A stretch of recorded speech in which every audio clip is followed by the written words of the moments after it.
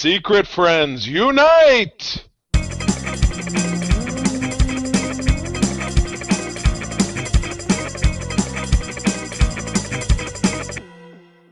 Welcome to the Secret Friends Unite podcast, episode 531. This is your guide to the geek side, and I'm one of your hosts, Todd Oxtra, now an official awesome bike tube tire fixer-upper. I survived. The last one exploded. I thought my heart was going to drop out of my head. Thank God my hands were on it. But I am now have added more skill points to my mechanic tier in my skill tree. You have to slow down on the pump because I ride a lot too. But if you pump too hard, boom, so to speak. With the Reebok pump, you never want to blow out, right? Yeah, right. Yeah. Exactly. Well, cool. Good deal. And I am Charlie Carton, by the way, if you've never listened to this show before.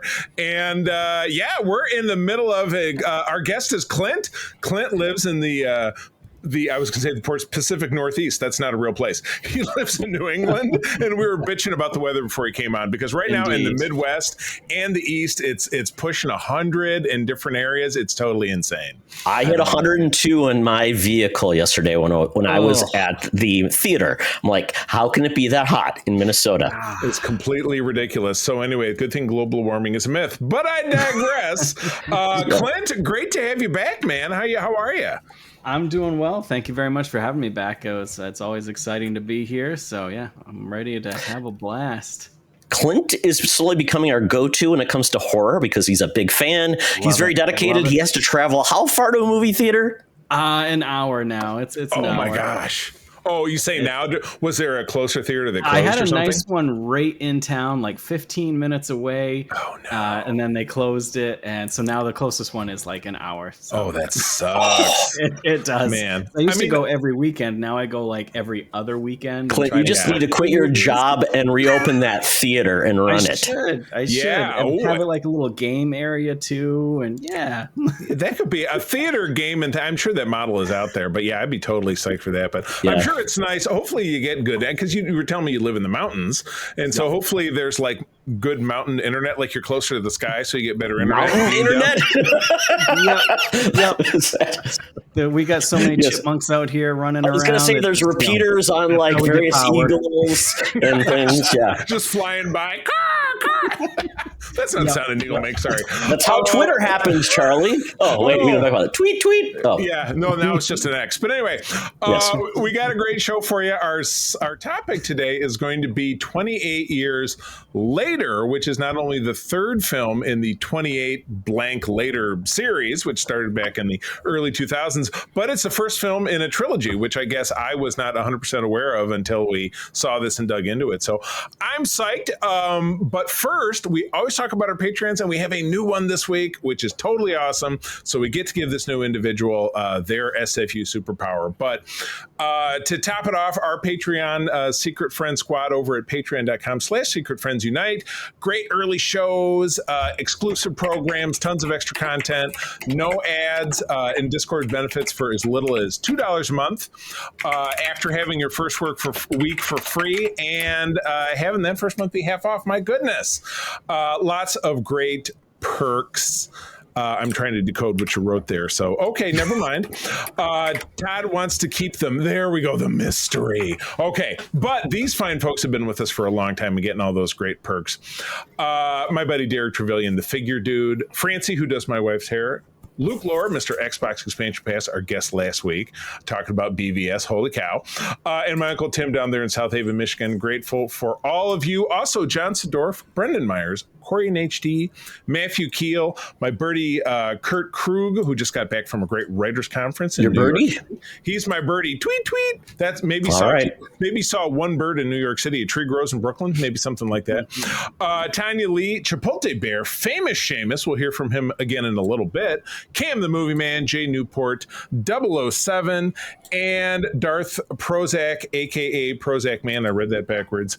And last but not least, without whom there would be not the awesome Secret Friends Unite Super Squad, Sean Stella and Henry Nice of the Twin Cities. We are grateful, and as Todd dances around, we do have a new Patreon. Very exciting.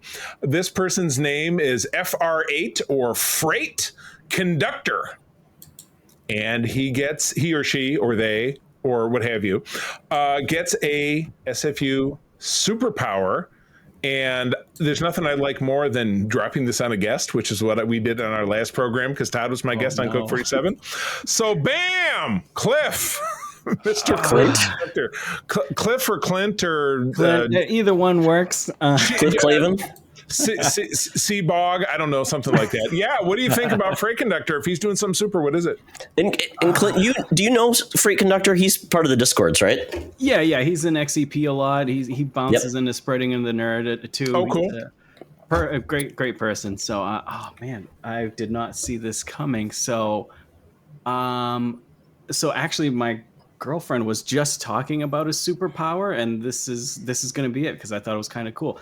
She thought it would be pretty cool if her superpower was if you were able to touch something of somebody that was missing or whatever, you'd be able to find out where they were, type of thing, like a telepathy type of thing, I guess. Oh, like the object.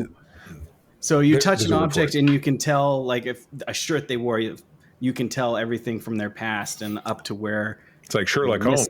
Or so some type of. I can see the child labor that made your shirt. Oh, this was made in a sweatshop in Malaysia. That's like Chew. Have you read Chew, that comic, Clint? I haven't. Oh, that was what I was thinking of because we talked about it over in the Patreon. Yeah, I'll put that sounds down. familiar. Yeah, basically anything in Chew, basically he's a detective, but he's part of like the FDA because they've outlawed chicken because apparently it causes big disease. So he has the ability to eat food and he can track where it came from, which can be good, bad, and horrible. It's a great book, though. Very, very good. Sounds really good, actually. I'm going to write that down. Nice. All right, Todd, what do you got? Oh, sometimes I lean into the practical, and I think I'm going to have to do that because one of my things I struggle with at times is remembering people's names. Charlie, you know that, right? We talk about it. Remember that actor and so-and-so? Yeah, exactly. Oh, yeah. Bill exactly. Simpson, the guy who wore the shirts at one time? Yeah. So if he has, and this is kind of one of those things, it's almost like those people that have those memories where they read it once and remember everything. But I'm going to give this. If he can remember an actor or athlete or artist or anybody like that after, and he knows their IMDb as well, which is helpful. And then he also applies to the everyday norm, which is he meets somebody for the first time, doesn't have to remember the name for a second time. It's just in the bank. That's good. Magical memory powers. Your guys is to kind of harmonize a little bit, so I'm going to go in a totally different direction, and I might take somewhat obvious because of the Freight Conductor name.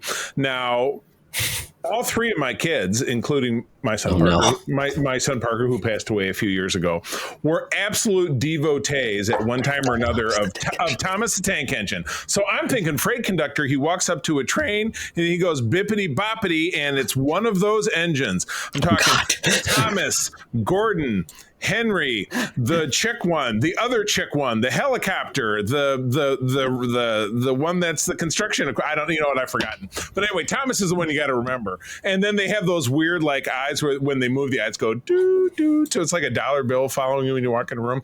It's messed up, I know, but it's kind of like being like a mutant. You don't necessarily get a great power. It's just something that comes out. I was gonna say, what's the benefit? He gets to talk to them. Does he now get to own them? Are they best friends?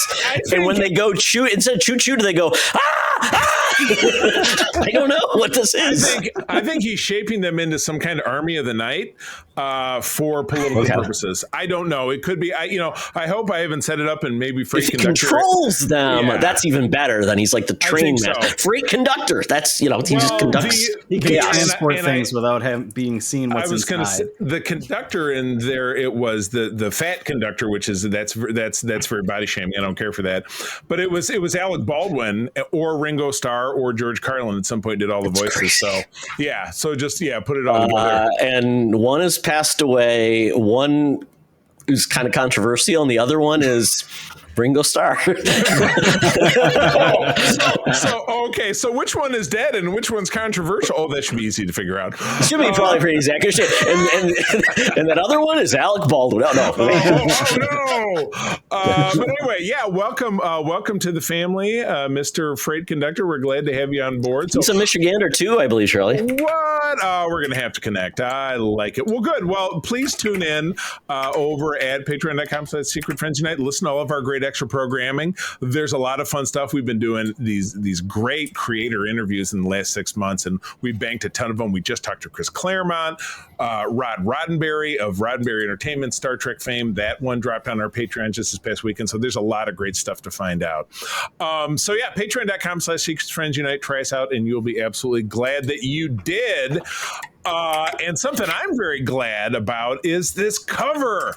You got 90s Cap. Charlie, this is going to be a fun one because once again, we've mixed it up. So Clint, you get a chance to tell me what the plot is, and Charlie gets a chance to remember the plot. And and quite honestly, if he gets it wrong, Charlie gets to be shamed because he is a Cap devotee. So we're going to have basically the rookie and the legend, and we're going to get through this. I'm trying to figure out if I actually was still following the title, because the date with $1.50 cover price and $4.31. This is going to put this at maybe 1995. Okay, so that'll be the first thing. Did Charlie get the date right? Clint, do you want to take a guess? The date? $1.50. I wouldn't know number wise, so that I'm gonna say, just for the arts, I'm gonna say 97. Okay. Release date July 5th, 1994.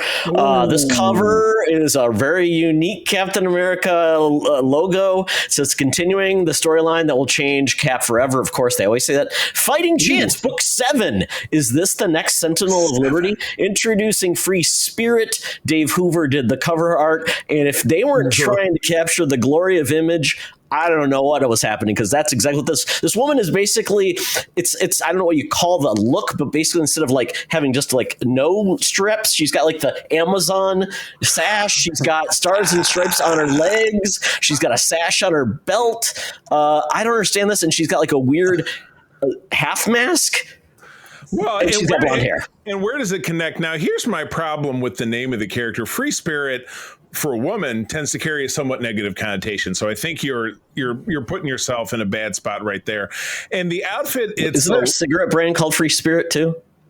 I don't know a lot about cigarette brands, so you tell me. I think there's Native Spirit or something. Native Spirit, that's what it was. It was the healthy cigarette of the 90s. That sounds even more problematic, but I'm not getting the mask because it looks like it's one of those tie-off ones, because if you look higher up, obviously that's what's fluttering from the back of her head, but her hair is a little weird. So she's in wind. It's a leotard, but it's like half of like over the shoulder over something else, but definitely all leotard. The boots are the same as Cap's. The gloves are the same as Cap's. And I think this was from the storyline where Cap had lost his power and aged up, and he was wearing a suit of armor. That's what the Fighting Chance is. That's what I think the Fighting Chance is.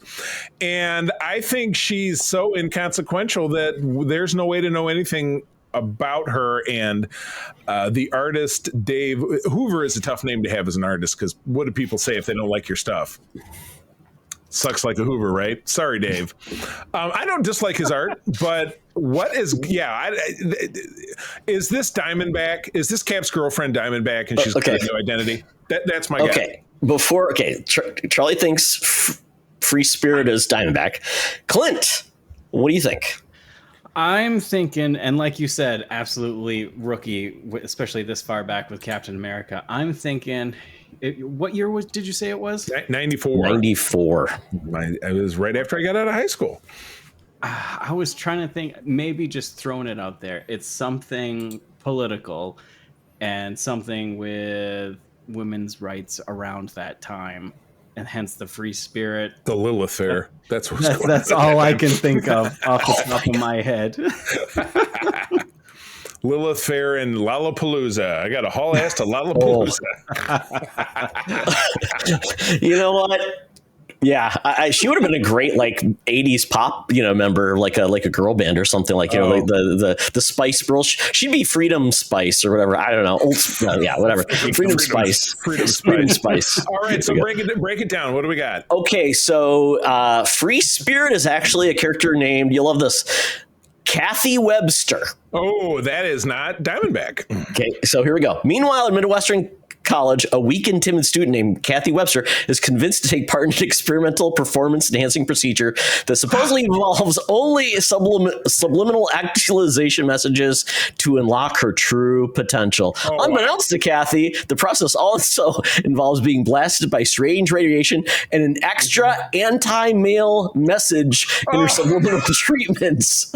Dr. Deidre Wentworth, this is the doctor who performs it. Kathy soon finds herself to be stronger, faster, and more outgoing. Is inspired by Wentworth to don a patriot costume and invade a frat party to beat up the men there. Oh my God. I'm going to read this because this is on MU, but I was not interesting. Actually. I was kind of on a hiatus with the monthly comic reading at this point. Like, I think, I was away and then I started college that fall. So I think a lot of my subs had kind of fallen off. And so I do not believe I've read this one. It picked a good time to fall off because Charlie, the biggest thing with Cap is he's got his condition is worsening, and Fabian is going to make him a tactical vest.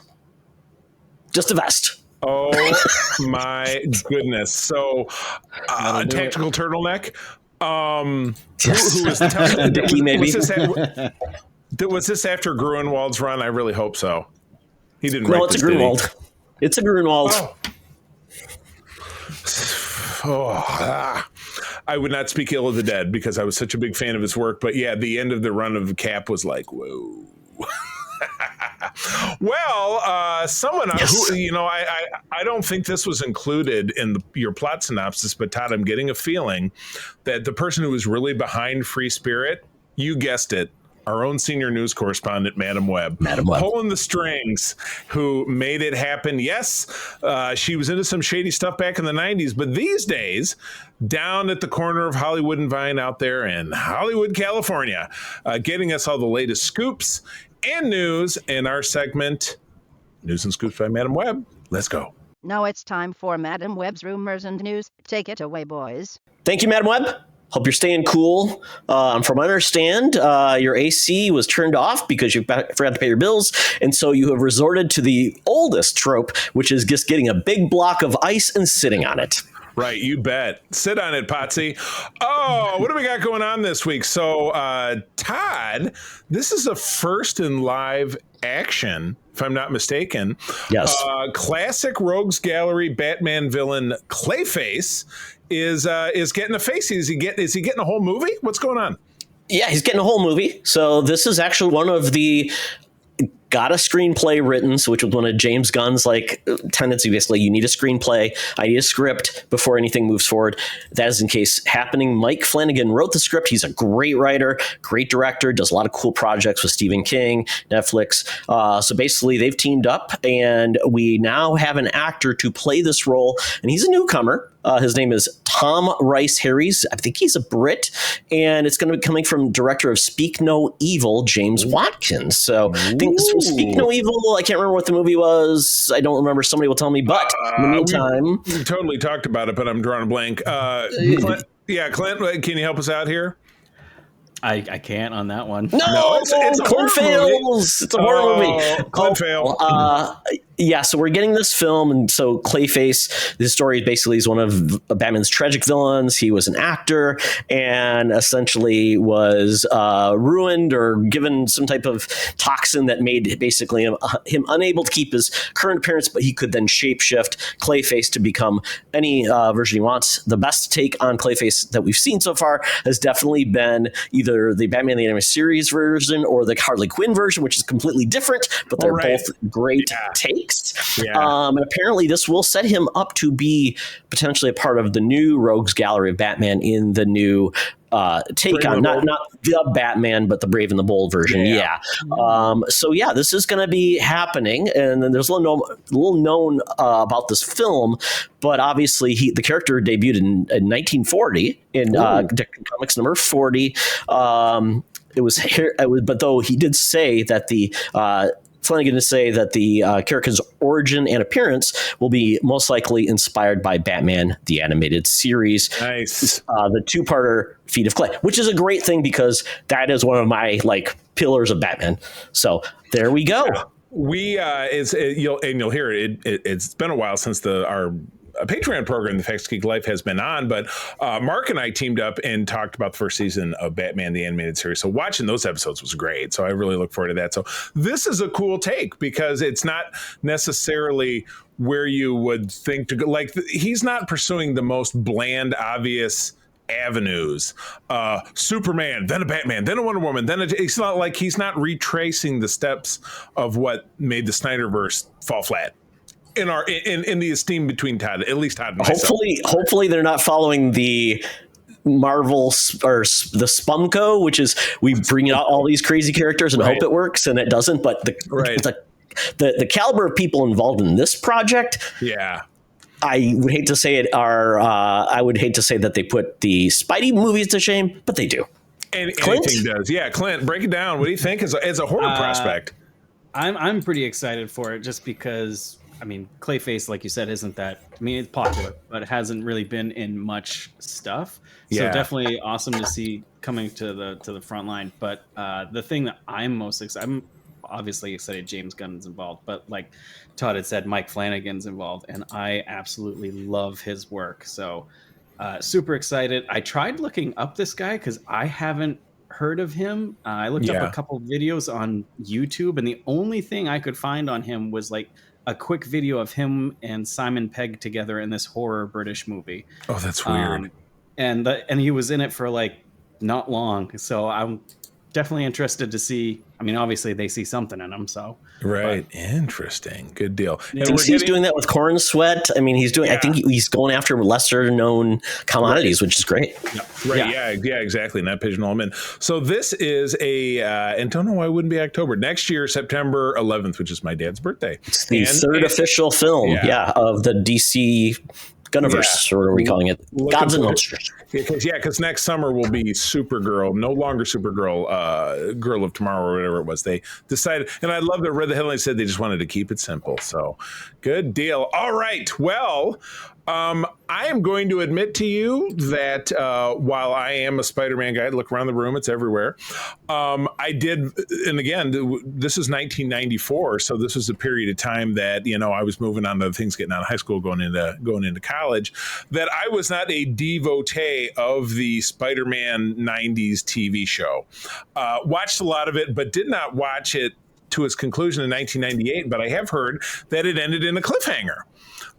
Which is a bummer. Todd, were you aware of what the cliffhanger is with it before this came out? No, but I did enjoy the show a lot because it was once again was the taking the X-Men 97 formula with Spider-Man hitting a lot of plot lines and stuff. Thought it was really cool, a little goofy at times, but you got Blade, you got Morbius, you got all those cool characters. I think it's a cool series, and the fact that they're going back to the well and doing a comic, but they're not bringing back the main guy. But I'm not sure what the cliffhanger is.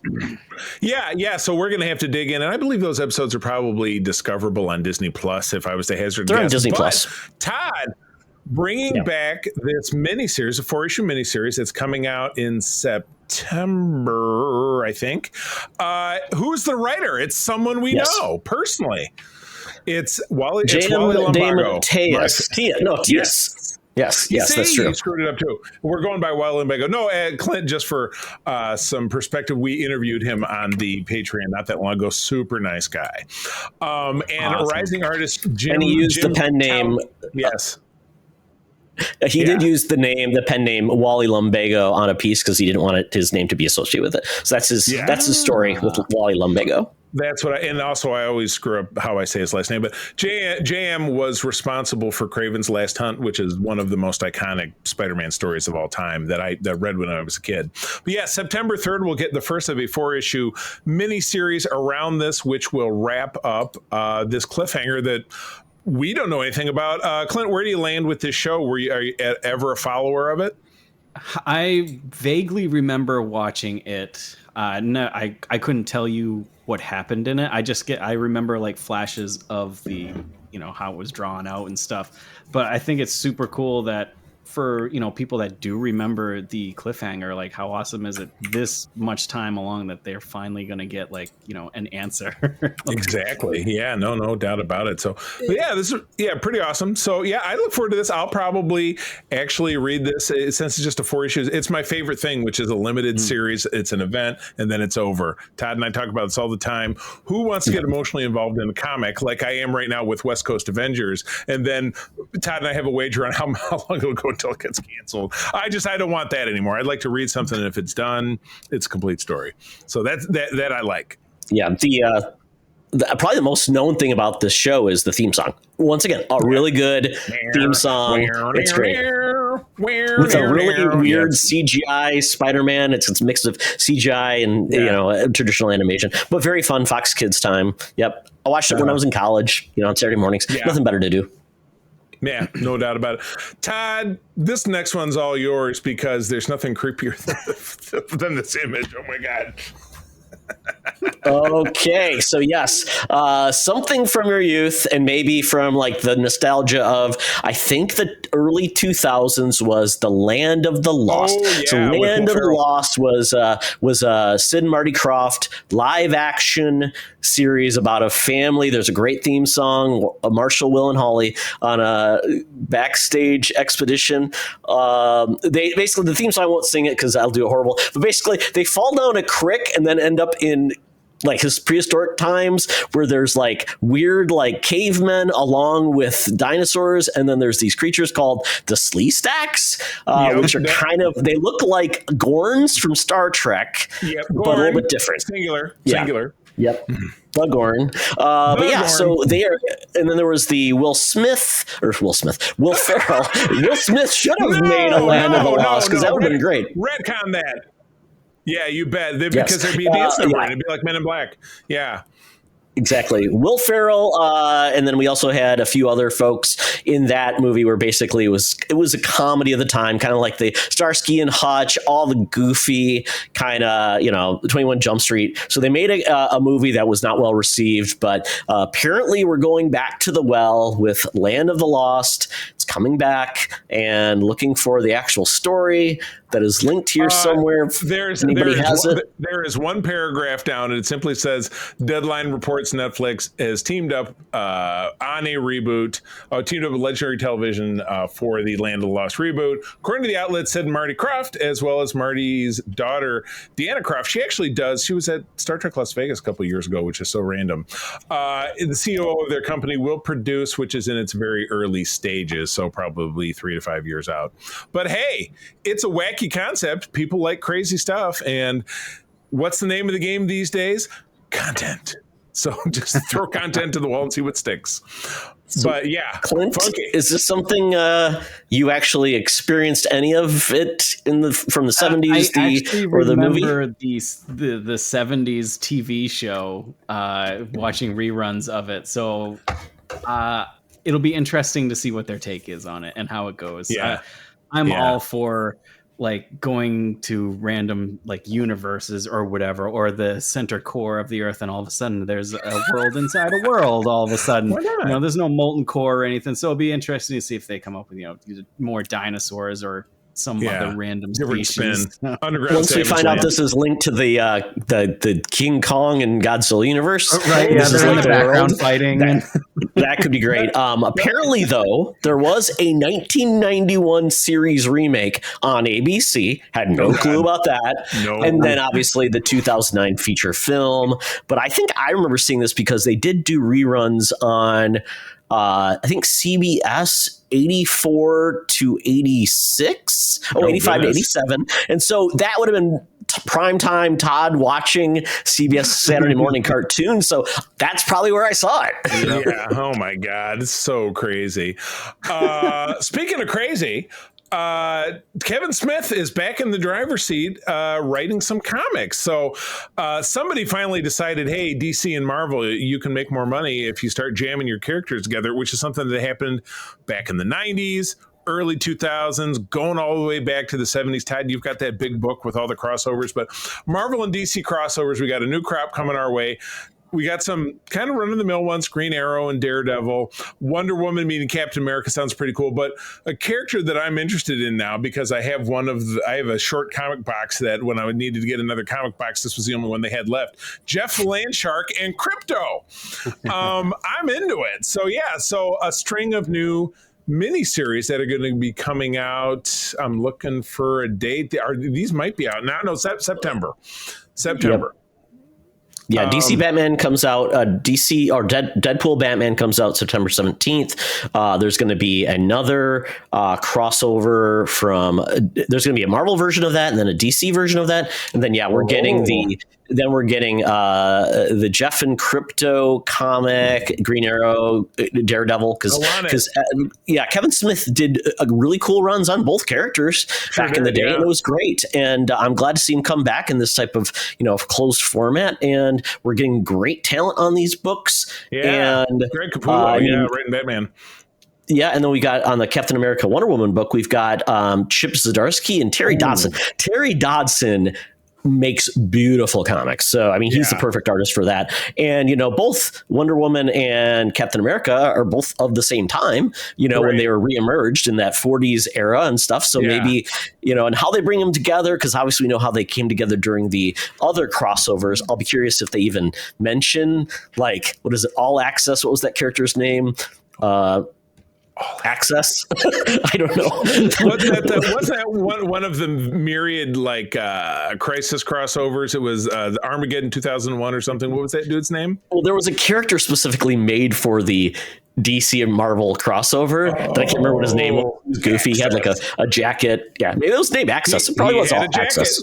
Well, I'll tell you what. Yes, fine listeners of our program, please add us on socials and let us know. No, don't look it up. Don't look it up. Okay. Leave the listeners something to throw at us. I have to know.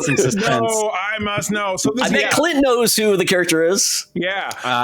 All Access sounds perfect. I vaguely remember it. Very much so. Clint, where are you? Are you a Marvel guy, DC guy, a little bit of both, neither? Where do you land? I would probably going to say more Marvel, but I do like the DC villains.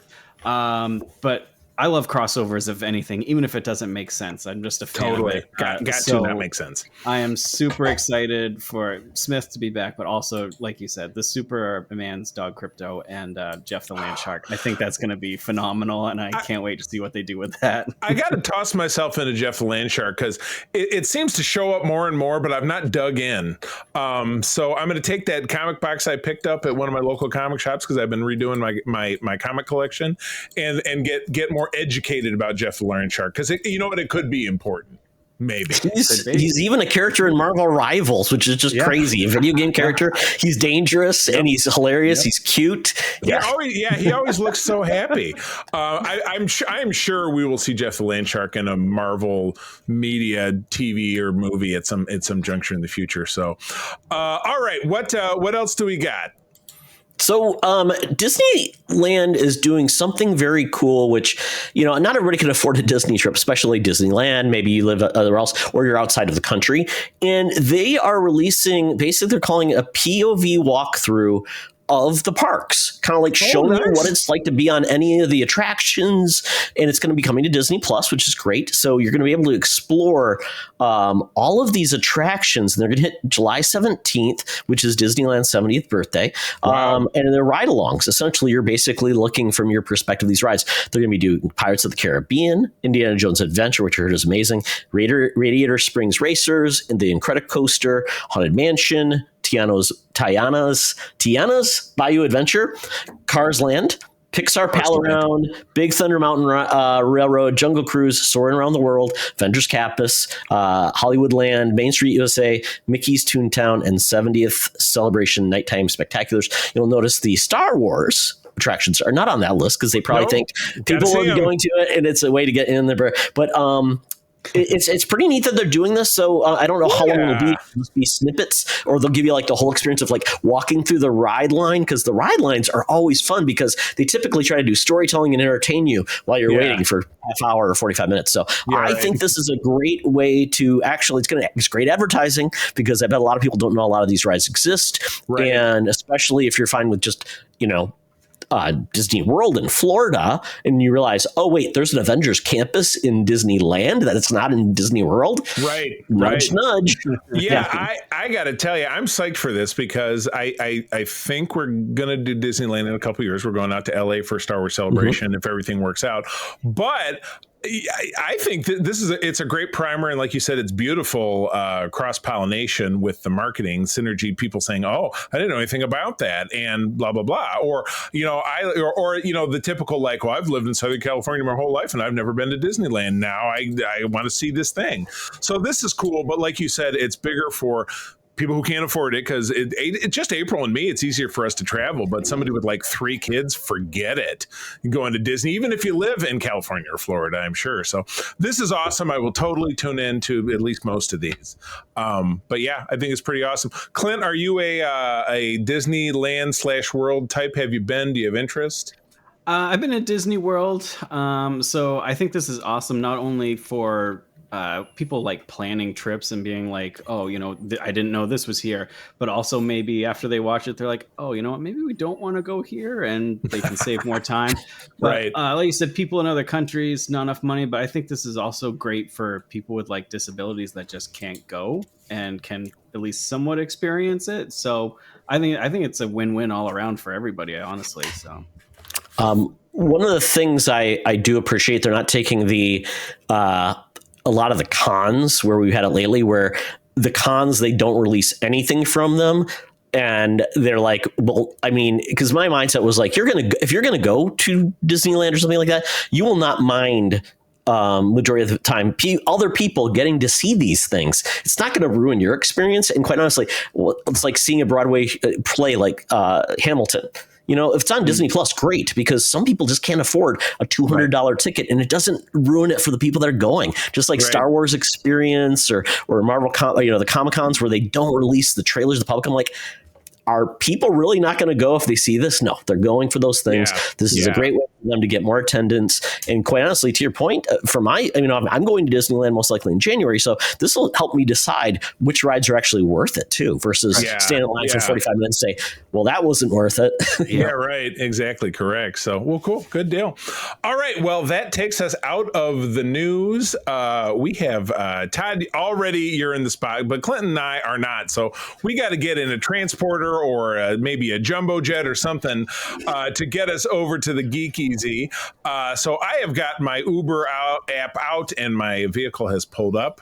Beautiful Lincoln Continental. Where do they? I don't think that you could do these old cars. But anyway, Continentals don't exist anymore unless you're a cop or a limo driver. I'm getting in this old jalopy. The guy's got his AM radio on, and I hear this familiar advertisement. Talk nerdy to me. Talk nerdy to me. We're sitting in the Geek Easy. Drinks are poured, cover band's playing. We are ready to get our nerd on. And Clint, since you are first to the party, you get to start. So I started out with How to Train Your Dragon. Making big bucks. Sadly, I had never seen the animation, which I don't know how that happened, because I love animation, and that one's hugely popular. My daughter's watched it 500 times, and then of course this came out, and she's like, "We're gonna watch it together." I'm like, "Fine, that's great." So I watched it like 2 days before I went and saw it, and it's literally shot for shot. Oh, really? Okay, that close. It is shot for shot. The script is basically the same. Okay. So if you liked How to Train Your Dragon, there was a couple new scenes that added a little bit more story, just a few minutes, but for the better. So if you like How to Train Your Dragon, you're gonna love this. Nice. Yeah. Any thought of like? So you saw both. Is there one you prefer? Is there feel like it was better in animation, better live action? Different actors, though, right? Honestly, yeah, different actors. The only thing, Stoic, the guy who plays the father, is Gerard Butler, and he played the voice actor in the animation, and he plays the live action character. Jared Butler. But I think I like the animation more just because I love animation movies. Yeah. So, but you just feel more connected to Toothless in it, just for his mannerisms and stuff. If you like the animation, you're gonna love this. Nice. What about Hiccup? Because the character, the guy who played Hiccup, I can't remember his name. He's kind of got a goofy voice, very iconic, very kind of nasally. And the guy playing this seems more like Teen Idol. Yeah, the voice isn't. It's definitely his own voice. I don't think he tried to even copy what Hiccup sounds like in the animation, but it still comes across as fine type of deal. The only thing that's really different is that the twins, one of them is skinny and one of them's bigger. Other than that, that is the only thing that really they changed. And honestly, that was fine. It worked out great. In some of the what's the name of the actor who got banned a few years ago, played in the Deadpool films? And are you thinking TJ Miller? TJ Miller. Yeah, because he was the voice of one of the twins, and they didn't welcome him back. No. No. Nope. Okay. Other than that, I watched the Titan documentaries, which was about the submersible going down to the Titanic there, with the people lost their lives. And oh Lord, that was controlled by like a old Logitech controller or something. It's one of those PlayStation controllers. You could have gone to like Dollar General and picked it up for like $15. Oh boy, but it's Too much one money. of those. It was a fantastically well done documentary, both of them, but they both just made you like, I was sitting on the couch and with my hands up and like, how did this happen? They're like, hand tightening screws as the submersible's going down. Like, what are you doing? And just so many like red flags throughout the years, how it had, it's terrible that it happened, but how it took this long to happen is just baffling. So if you want to look into it, definitely both ones on the Netflix and HBO Max or whatever it is now. They keep changing every month. It's HBO Max, or it will be very soon. It hasn't shown yet up on my Netflix or whatever, or it hasn't shown up on my Roku yet what it is due. So there's two of them. So you said there's like competing ones. Is there one you'd recommend, like saying what's better, or what did you think was more entertaining? Maybe one I liked a bit better. Okay. I think they had a little bit more information, some better. They had like older footage from years ago, so you could kind of really get even more pissed off at what they were doing. Does James Cameron show up in this at all? It's you, James Cameron. I'm surprised. He was in a much better one across the way. Yeah, but yeah, that's pretty much all. I've been pretty busy, so that's all I've been watching lately. So. And then a couple books, of course, horror themed. Stolen Tongues, which is about a couple trapped in a cabin, and there's this entity outside that can speak to you in your dreams. And whenever you're awake, anything that was in your subconscious, he can create the voice of. So this lady was like having a dream about her grandfather, so he like knocks on the door and is like speaking like a grandfather, like in the grandfather voice. That one's pretty good. The Devils is by Joe Abercrombie, my favorite author, and that one is basically a Suicide Squad set in an alternate medieval Europe, where a vampire, a werewolf, a magician, a necromancer, and a priest somehow come all together. And they're long joke, and they're on like a quest. They don't want to be together, but they have to be together to finish this quest. It's supposed to be a trilogy. That's fantastic, and yeah, it's very, very Suicide Squad type. It's good. That makes me think. Did you ever watch the movie Solomon Kane? Oh yeah. Okay, great film. It was like, I was so cool when they made that character. I think it was Edgar Burroughs made Solomon Kane, I think. Yep. Yeah, great underrated story, but it's kind of like that medieval times, and I always wanted, like, maybe they should get one of those together as Solomon Kane, and it's this character. I'm like, oh, that's just the League of Extraordinary Gentlemen. Right. And This is not as good. And that did so well. The comics is great, not the movie. Yeah. Well, very cool. I like the ideas of the books, and it does make me think. And I always bring this up, Charlie. Nothing ever good happens at a cabin in a remote location. In the middle of winter, like a storm comes on, like that. It's very like stereotypical. Clint's going to say, by the way, I live in a cabin in the middle of nowhere. Nothing bad has ever happened. Yes, exactly. I feel like this book was written around me. Oh my God. Clint, you're not really a werewolf, are you? It's okay. You don't have to tell us. It's okay. No, I wish it's actually not Clint. We're actually got a demon spirit talking to us. Yeah. That's okay. There is no Clint. There is only Zool. There you go. All right. Well, very good. People should check those things out. One of the things I wanted to check in, because I've heard so many good things about it, is ILM Behind the Magic. This is a Disney Plus series.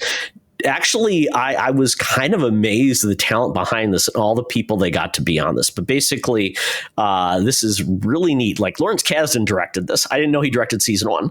So it's very cool. I mean, we're talking like high elevated. We got Steven Spielberg. We get James Cameron. All these luminaries that are amazing, and it's every episode's a different theme. So I've watched the first 2. The first one is just about the creation of the ILM studio, how it all started, all of kind of the nonsense, everything behind it. And I love the fact that, it took a woman to come in and get these guys on track. These guys were like a rock band, a punk band of just creativity from all different areas.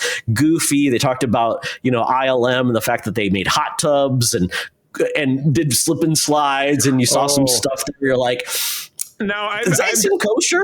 I've totally seen this. Is the woman Marsha Lucas? No, Marsha Lucas is not actually. They reference her and they show pictures of her. No. There's this other woman who came in. Basically, she was hired to basically walk around and follow George Lucas and basically just document everything he wrote, because there was no communication, no documentation of the dailies and everything was coming out. So she had some structure around all of these creative geniuses, which is great. And that's what they said. Basically, without her, we would have failed spectacularly. But the first one is all about that, how they gathered this. Yeah. It's kind of like getting the team together. Those classic movies where like, well, this guy knows a guy and this guy was from this area. And Joe Johnston obviously was a director of the first Captain America movie. Yeah. And the Rocketeer. Yeah.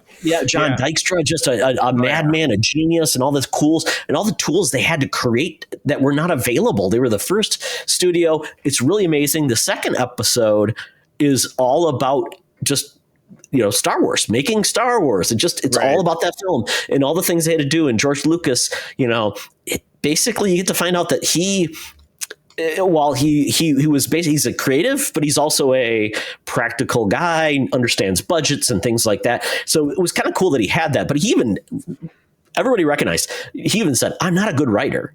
Which is great. Recognize what you do. You're a visionary. You have an eye for film, eye for creation, things like that, which is great. And then he partnered with other people, and Marsha is right there. Marsha Lucas is right there. Every scene to make sure everything was on track. And he basically was a sounding board. George was open to ideas at the time. He knew he couldn't do everything himself. Right. Yeah, which is funny because then you see over time, I'm sure we're going to see more of that, where basically George basically says it's all about George. And he kind of shuts down feedback and things like that. And it's my way or the highway. And they even said that he wasn't a director of people. Even Ron Howard is great in this, because Ron Howard basically says, George kind of doesn't know how to direct people, but he has a great way of building a world. I'm like, okay. I had watched, again, this was from 2004, The Empire of Dreams, which was this 2.5-hour special about making the original trilogy. And then it kind of tattered off and talked about the sequels. And it just back Harrison and Carrie and Mark were just basically, trying to get a reaction out of George. You're trying to get him to give you some direction. And his answer was, well, first of all, he never talked. except to say faster and more intense. That was his only direction. And then they had this great bit with Tony Daniels saying, well, he never said, who was C-3PO? He says, well, he never said that to me because I don't think C-3PO, faster, more intense, would be bearable. Do you? Speak faster. But one of my favorite lines that Ron Howard had, he was like, basically, he auditioned 6 times over 6 months for American Graffiti. Right. And then his feedback to George was like, well, George, why did it take so long? He goes, well, it took that as long to pick the cars. So it's like the cars were just as important as the actors. He's the big picture guy. Right big picture. There. Okay. Yes. Absolutely. And then, so that's on Disney Plus. But something I watched, you can watch on YouTube. Charlie has already mentioned this. I'd never seen the whole thing before, but I watched Max Landis's the death and return of Superman. That's about 15 years old. I know. I was aware that I read stories about it. And I watched. It's about 16 minutes long. I'm amazed. Great. Speaking of Ron Howard was even in this. Right, exactly. There was so many like people like, oh, that's that person in there. I think Mandy Moore was in it. Maybe she was his boyfriend at the time. Right. Yeah, because it was so funny. I figured it was always just his group of friends, and they filmed it like around his apartment complex in the valley somewhere because it's super low budget. Would. Yeah. Because I'm going to go watch that again. You've inspired. It's saved on one of my YouTube playlists and has been for almost 20 years. That's how much I love it. Well, if you have not watched it, it's basically a Max, because because I was watching a YouTube clip about Kevin Smith talking about how he was asked to write and write the next Superman film for Tim Burton. That then took, obviously, YouTube just kept on playing into the things. And that was one of the things. I don't know, Clint, if you've watched this before, but just Max Landis basically going through the comic book history of the death and return of Superman, which is very funny, very weird, a little bit overdone in some parts. Kind of like the dude is he's actually drinking as he's doing, which is funny because it's like drunk history in a little ways too, right. And it's recreated that way. So maybe that's why they got the idea. But sometimes you're like, okay, dude, calm down a little bit. But he's a little bit full of himself. Yeah, he's one of those guys who's kind of fallen on hard times reputation wise. I think he's gotten himself into some trouble. Because he was wearing a shirt that said "See Chronicle." If everyone knows what Chronicle was. Yes. Did not care for it. I liked Chronicle for what it was, but obviously we know what happened next after that. But I think if you just want something fun and goofy, the life and death of Superman, or Death and Return of Superman, is very funny. It's a good snapshot of comic books at that time. Yeah, absolutely. All right, I'm going to blast through right quick. I did not watch much this week, even though, between Star Trek projects and stuff, but I did. It was a slow week at work because I was home with the dog because my wife was out of town, so I wasn't on the road. But I was catching up on stuff, and I had like a bunch of stuff drop at once. So, Todd, the West Coast Avengers still being published. I think they're having a pretty interesting story. How many issues? No, I think we're up to 10. I think your bet was 13. Can they get an annual out of this, Charlie? That's all I want to know. Do they still do annuals? Yeah, I guess they do still do annuals. But their ongoing storyline, and they brought Wonder Man into the mix, which I love. They brought in Flag Smasher, which is a classic Cap villain. But it's all about a unit, an Ultron unit that's become a member of the team, but another Ultron unit that has created a religion around melding humans and Ultron tech. And I like what they're doing. They're stretching the story out in a way that I think is kind of interesting. Weird miniseries wrapped up this week that I've never read a series that there's like 3 to 6 months between the issues, but Aliens versus Avengers, which I was reading over a year ago, and this was the first and final issue. Yeah, really. You reading this on Marvel Unlimited? No, I purchased this, so I read this on Kindle. Really? That long? Okay. Yeah, wow. Yeah, exactly. So, but obviously it's an Elseworlds tale, as it were. It would be, what if there was a xenomorph invasion on Earth during the regular time period of the Marvel Universe, and only a handful of the characters survived. It was, and they're all elderly, so it's like maybe 30 years after the invasion. So you got a very old Tony Stark, a very old Carol Danvers, Miles Morales, Bruce Banner, and all of the mutants live on Mars, including Mr. Sinister, who is a very big villain in this final issue. The Wakandans left Earth to build a star empire, which was also destroyed by the aliens. So there's a lot going on in this. So Todd, I would say when this finally lands on Marvel Unlimited, it gets my recommendation. I would in read like 5 years then? Because don't they release it as it's off the wait? Yes, no, I think it'll be there in 3 months because that's the Marvel limited window, and you'll get the final issue. But I enjoyed it. And then, secondly, and no disrespect to Mr. Larry Hama, who we had on the show, but I actually followed the newer version of G.I. Joe, the Energon Universe version that is coming out from, it is IDW, isn't it? It's Image. No, it's all Image now. Yeah, Skybound. Yeah. But they flipped the script on this. Scarlet is a villain. Baroness is on the G.I. Joe team. And so this was kind of a neato team up where the Baroness, after their first big arc wrapped up, she said, I need 48 hours to have some leave time, and Duke reluctantly lets her go, but assigns CoverGirl to be her shadow. And then you get to learn all about CoverGirl's background while they're in Europe together. But Major Blood is an assassin hired to kill her. So that is where the story takes shape. So I'm digging it. I love these new versions of the new characters. I'd love to see Major Blood get some respect because he was always really dissed in both. I just saw his action figure on G.I. Joe, the new figures here. He looks great. I've had that, and they have a retro version coming out now, but I have the original version that was a Target exclusive a couple of years ago. So this was more newish, where the newer one is a little bit more retro, but regardless. And then I finally read it and I left it, and now I'm back to it because it's given me my fix. IDW has had a Star Trek Lower Decks. This is their second volume. So I snagged, and of course, because comics have been out there for a while, I got them for $2 instead of $5 or $6. So I grabbed, and then I subscribed to it. So I grabbed 4 or 5 issues in a row. I read a couple, and they're beautiful. You know, it's fun. It's very reverent in the way of the series. At the bottom of every page has a little postscript on it that has just like a little extra joke of like what came from it. So it's almost like reading a comic strip. So it's very fun. If you're missing Lower Decks the way that I am and the way that a lot of the Star Trek community is, definitely something worth tuning in about. So yeah, that's it. That is it for the Geek Easy. The time has come to get to Land Down Under. I've got my Air Qantas app out. Hologram Tina and the mutants await us to talk about 28 something later. So let's do it.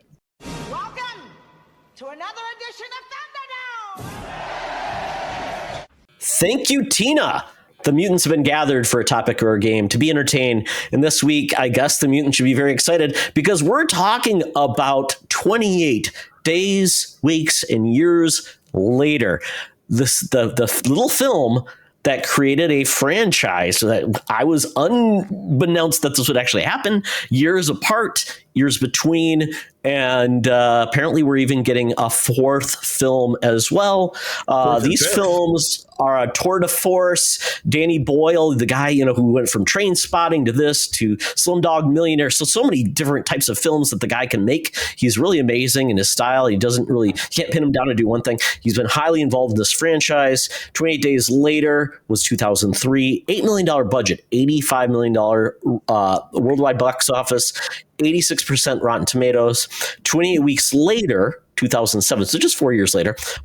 So actually, that's not even. It should have been coming out in 2003 because that's 28 weeks later. Sorry, sorry, my joke. $15 million budget, $65 million worldwide box office, 72% on Rotten Tomatoes, and then we basically got the new movie 28 years later. Danny Boyle's back, written by Alex Garland, who's amazing. This film came out June 20th, 115 minutes, $75 million budget, and it's currently at an 89% on Rotten Tomatoes. So we'll talk about the most recent film, but Clint, since you were the one I reached out and said, do you want to talk about it? He goes, yes, I love this series. So I'm like, who's more perfect to talk about the first? You just give us a recap of kind of like the first 2 films really quick, and then we can give our favorite parts of that, and we can move on to the star of the show. Yeah, so 28 Days came out, like you said, in 2002. And it definitely, I was living in England at that time, so it really took over England by storm there. Oh, you were? A kid? I mean, I was basically just a kid. I was 20. Yeah. Oh, you were 20. Okay. So yeah. Yep. What were you doing in London? After I got out of high school, I really didn't know what I wanted to do. I had a friend over there, and they're like, "Do you want to come over and hang out?" And I came over, and I hung out for 3 years. So. I like that. Shaun of the Dead and all those things got you excited about it, right? Yeah. So yeah, 28 Days was huge over there. But anyways, yeah, it starts off with basically, I mean, like you said, it was an $8 million budget, which you could tell, and just by the way it was filmed with the dirty, just it was like very not B-ish, but you could tell it was like low quality camera, low lighting, that type of thing. Yeah. But yeah, you start off in like a I'm guessing a research facility, and there's basically monkeys of different species that are watching just violent TV. It's just like people killing each other, wars, bombings, just constantly feeding into them, and they want to set them free. And as they're setting them free, one of the officer guys comes in, or researcher, doctor comes in. He's like, "You can't let them go. They're infected with rage." So that's all we got. We never really knew if they actually gave them something to, like a sort of virus, and just watching images gave them more, or if they became Fox News watchers, I think. Yeah, just watching something over and over. Mega monkeys? Them, no way. Gave them rage. So yeah, one of them gets out. Droplets of blood get. All you need is a droplet of blood in your eye, any type of skin scratch, anything, and then you're immediately infected. Yeah, it's like what they say, 20 seconds, 20 to 30 seconds, and you're like, it's just blood. It's not saliva, and it actually has to go into like. It has to go in like what, an eye or in a membrane, eye, mouth, or maybe a cut. Yeah. So after that, it goes to Cillian Murphy in a hospital who wakes up, and basically all of England is already been taken over by this. He goes out and he's totally naked. Totally, it's definitely a theme with 28. His bum. You see his full front. April and I watched this a couple of weeks ago. He's full frontal. He wakes up in the bed, and there's all his twig and giggleberries. And Dr. Oppenheimer, hide your shame. Yes, get this boy a pair of pants. Yep. So yeah, it is funny to see him in this role, and then see how huge he's become as a star. Yeah. But they went and they closed down the bridge in London. I just remember people were so complaining how they closed down streets of London and stuff about it. But yeah, he goes around in London, finds other rage people, runs around. He meets up with a couple. Goes along with them, meets up with a father and daughter team. They end up hearing like a radio transmission that a military base is still operational. They go there. Apparently the military people are bad. They want the women to basically breed them to bring back a new style of population type of thing. And they think they kill Cillian, but he comes back, and he unleashes, I should say, more rage into the house, which is probably one of the best horror scenes with music and stuff, of him just running through the house and rage infected, killing these troops, and saving his girlfriend and the young girl. So that's the end of that one. Well, they and then it cuts to 28. I think it says 28 days later. They end up escaping, and they're living they're in like a cabin. Yeah. And there was something good happens in this cabin. It's a good cabin situation. Yeah. Yes. So the first film, there were some decent actors in that too. Wasn't blanking on his name. Well, the military dude was Christopher Eccleston. So Doctor Who. And then also was in Dog Soldiers, a British werewolf movie. I don't know if you saw that. The dad was Domhnall Gleeson's dad. Yes. Who is also he's Moody. Great actor. Mad-Eye Moody. Yeah, and he's also in Bruges, and he was also in that most recent film with Colin. I know the one that April and I never got through. But we wanted to. The friends who are no longer to be friends. Yeah, great. Domhnall, is it Domhnall Gleeson? No, Brian Gleeson. I can't remember his name. Brandon or Brendan. Domhnall is the son. Yeah, he was. Yes, that's Star right. Wars. Yeah, that's right. Yep. Perfect. Yeah. So, that movie was great. I really enjoyed it. It was such a surprise. I mean, you think about the fast zombie era was kind of like what Dawn of the Dead and that film were kind of the emergence. And then if you remember looking at the opening of that film, Walking Dead just copied that, right? With Rick waking up, big time, copied directly from that. Yeah. And it came out at almost exactly the same time comic wise, because the Walking Dead came out in 02 or 03, I think, if I'm not mistaken. So I don't know. It was just a big coincidence, I guess. Yeah, I mean, zombies were starting to get big with Shaun of the Dead, and kind of a really amazing era of horror. And, I remember seeing this. I'm like, man, this is unique and different. And definitely the budget didn't hurt it. I think it actually helped it because they do some really unique things with it. Yeah, they shot it on just camcorders, I believe. That was the note I read. So it was, and they said, the note I read said it enabled them to get around to do things super quickly without having to deal with all the fancy hullabaloo of cranes and this shot and that shot and permits. I think it's amazing that even on that they were able to, like you said, shut down London Bridge and shut down this street and that street. That's insane that they were able to pull that off. It's crazy. Absolutely. Yeah, especially it's crazy. For a small time movie, honestly. They didn't know how it was going to be first in a series and stuff. Yeah, for sure. Yeah. Walking Dead 2003 comic, so essentially probably inspired by this film. Yeah. Mm-hmm. Well, tell us about the second film, which I have a thought on that when you're done about. I just watched it. So I'm fresh on the movie. I just watched it like 2 days ago. Yeah. But take us away. I watched it. I mean, I watched it when it first came out, and then I rewatched it probably like 2 months ago. So yeah, basically 28 weeks later, no word of Cillian Murphy, those characters at all from there.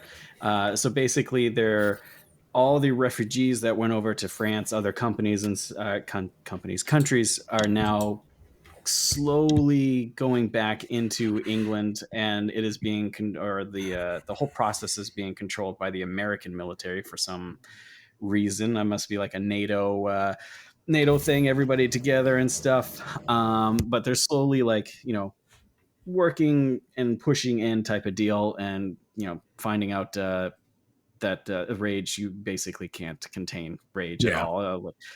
So there's an outbreak, of course, and I'm trying to think what the main character, he was in Stargate SG-1. Robert Carlyle, and Sick Boy for not Sick Boy. What's his name from Trainspotting? The really angry guy, Big B. Yep. So he's like the main character in that. And once again, the opening scene from this one is in a house, and he's running. I think it's another iconic. Yeah, amazing. Agreed. Where he's running, gets to the boat and stuff. So good. But he's there for a while, and then his kids come over, and they're the problem, of course, because she wants to go and see outside and find her house and all this stuff. And then, they basically find the mother, bring back rage, all this crap. So she's immune to it, right? But she is she's a Typhoid Mary type. So yeah. But she's out of her mind, and one of the interesting things about this film was I did not know Jeremy Renner was in this film, plays one of the Americans. Rose Byrne plays also a major who's basically in charge of the medical, clearing people to come to the country. Hero Perrineau from Lost, also in this. Yep. Which Lost was going on at this time. So I got to tell you, Tale of Two films, for me, the first one, brilliant. Couldn't have done anything better. The second one was a bloated Hollywood nightmare because it's just I thought the plot was stupid. Every part of it was like, okay, well, why did Robert Carlyle make out with his wife? Because why was there no security that he could just walk on in there and be like, oh my, and then he gave himself the virus and then murders her by jamming his thumbs in her eyes. And then it's like the whole of it made no sense. Oh, this film felt more like this film did have a lot of problems. Although myself, I like how they traverse to be like, you're in a city setting, and we're seeing actually what this means to a city where they're actually they think they've got it contained, and how does this go? And I really appreciate that. I did, I wanted to kill the kids because why the hell did you go out there? It was totally contained, and these stupid kids, Todd, like you've always said, why do kids exist in anything to get kidnapped or ruin things? And that's all it was. Everything was fine. And these kids were like, let's go find our mom, or let's go to our house so I can get a picture or whatever. Yeah. And Robert Carlyle, man, I mean, obviously he got his comeuppance, and this was part of it because he was not a good guy. Things happened because of him, and then he just became the ultimate rage beast. And man, this movie had so much in my mind, just crazy moments of just like, oh my God, it's like, wow, feeling overwhelmed. And like, even the Americans wanted to kill everybody because they basically let loose and what's his name? Idris Elba. Idris Elba. Yeah. He was the colonel. Yeah. I think he's the scene commander because he obviously were overseeing against the Americans. He was in charge of the Americans, but he's obviously British. Yeah. So I did like parts of this, and we did obviously get this, basically find out that we do have another hope for the world with the little brother. But man, I was so worried that the little brother was just going to be a rage monster too, and they were going to be like, oh, poor girl Imogene Poots, man, that girl's miserable. I know. So you're right. At the end of it, just to put a pin in this before we move on, Robert Carlyle attacks the little boy, and shoots a loogie in his mouth or whatever, and then Robert Carlyle gets killed off. But the little boy, so a little blood. I thought he did more. I thought he like bit him or something.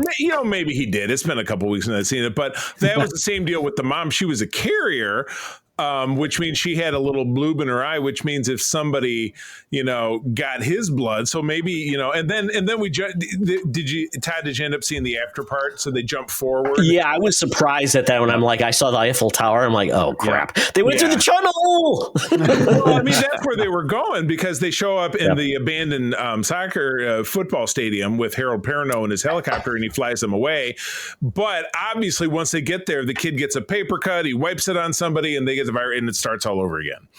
So I missed that part. I just saw that. I remember seeing I missed that part. I just saw them coming out, and then you see people running. You hear them screaming. So he did something to get it started all over again. You didn't get that? You missed that? No, I missed that part. I didn't. I don't remember. Okay. I do remember him. Yeah, like he had. Yeah. Okay. So I didn't put two and two together. So thank you for calling that. I just thought maybe they went through the tunnel or something and got there too. Yeah. So. No.